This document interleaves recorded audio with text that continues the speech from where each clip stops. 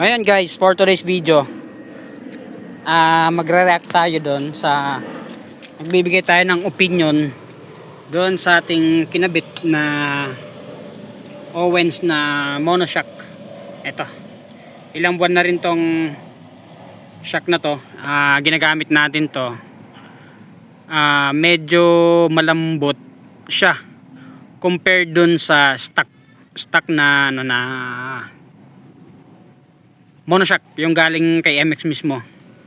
Ngayon, nagkakaroon ako ng kakaibang pakiramdam na lalo na pag may angkas ako, pag dalawa kami, parang may kumakayod o sumasabit. Tapos hinahanap ko siya kung saan galing. Ito guys, i-check nyo to kung magkakabit kayo ng monoshock gamit tong Owens na to.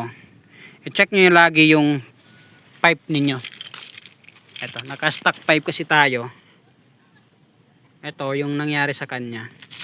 Dahil nga medyo malambot siya, pag dumadan tayo sa hams o kaya medyo lubak, pag na-press yung shock niya, umaabot yung stock pipe natin dito, yung gilid niya. Ayan ang nangyari. Yung pala yung nararamdaman kong parang kumakayod. Ito. Yan, kitang-kita yung niya, kayod niya. So ngayon, nung pinalitan nga natin siya, nawala na kasi una, hindi naman umaabot yung pipe natin. Halos andito lang siya. Tapos malayo yung clearance. Yung stock pipe kasi natin, abot siya hanggang dito.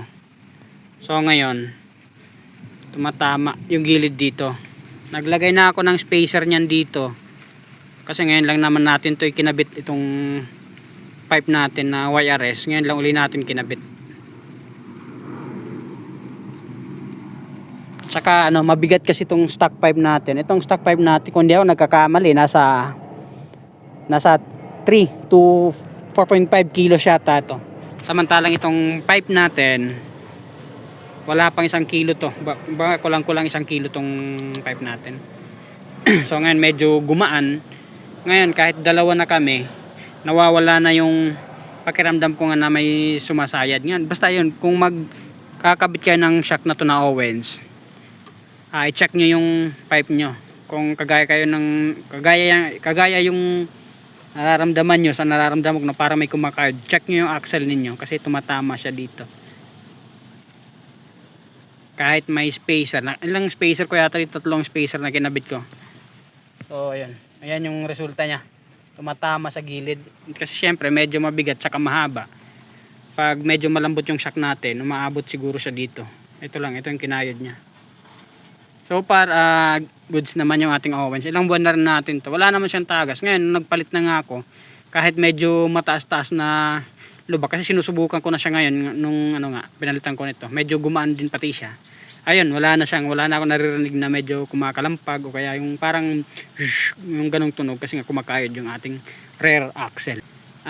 Goods yung ating Owens. Ang plano ko nga dati, akala ko mababa lang, kaya ipapa-adjust ko sana siya kahit dito sa pangalawang level ng ngipin niya.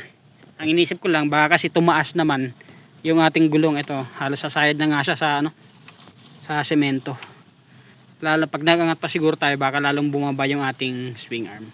So yan lang guys, share ko lang. Follow for more and subscribe to our YouTube channel. Peace.